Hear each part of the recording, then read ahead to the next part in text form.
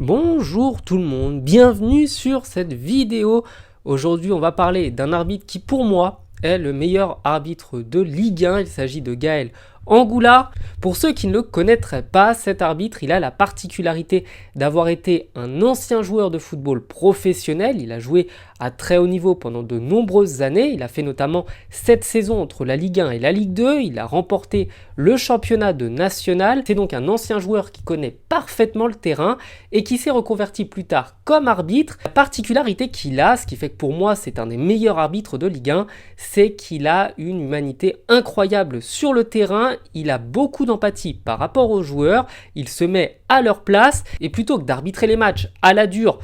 pour ne pas dire comme un CRS, comme c'était le cas de Tony Chaperon, comme c'est le cas de Stéphanie Frappart ou même de Clément Turpin en appliquant les règles pour donner une seule fois l'impression de connaître le terrain, eh bien lui c'est tout le contraire, il laisse énormément jouer, il est capable de laisser jouer pendant plus de 10 minutes sans siffler de faute, sauf si évidemment la faute détruit complètement une action. Il ne donne par exemple pas de carton jaune trop rapidement dans les parties. Dernièrement, lors du match du PSG face à Clermont, il n'a pas donné un carton qui était quand même mérité à Zagué parce que c'était sa première faute en Ligue 1, sa première faute en professionnel. Donc avec beaucoup d'humanité, il a bien compris que c'était la grande première de ce joueur-là, qu'il ne fallait pas le sanctionner immédiatement pour une seule faute, quand bien même elle méritait un carton. Et dans un souci de cohérence et de logique, il n'a pas non plus donné de carton à un joueur qui avait fait une faute qui méritait pourtant de l'autre côté. Et de cette manière, les joueurs ne se disent à aucun moment qu'il manque d'empathie, qu'il manque d'humanité, ou alors qu'il a un parti pris.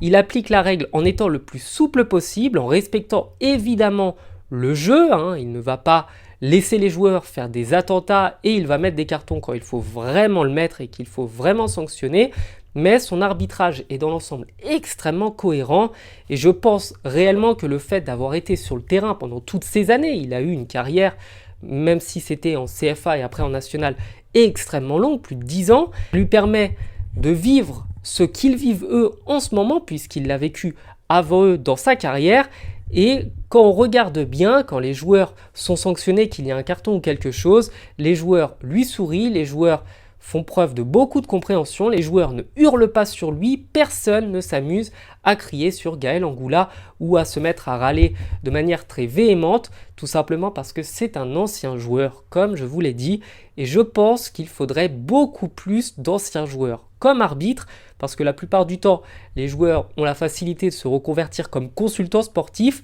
mais un arbitre, on en a beaucoup plus besoin qu'un consultant, et quand on regarde le niveau d'analyse de certains, on se dit que peut-être avec un sifflet, il serait bien meilleur. Bref, je vous remercie d'avoir regardé cette très courte vidéo, merci à Gaël Angoula pour ce qu'il fait, pour moi c'est un arbitre excellent qui devrait être bien plus haut dans la hiérarchie des arbitres, parce que quand on voit Stéphanie Frappart qui a été parachutée à la tête de la Ligue 1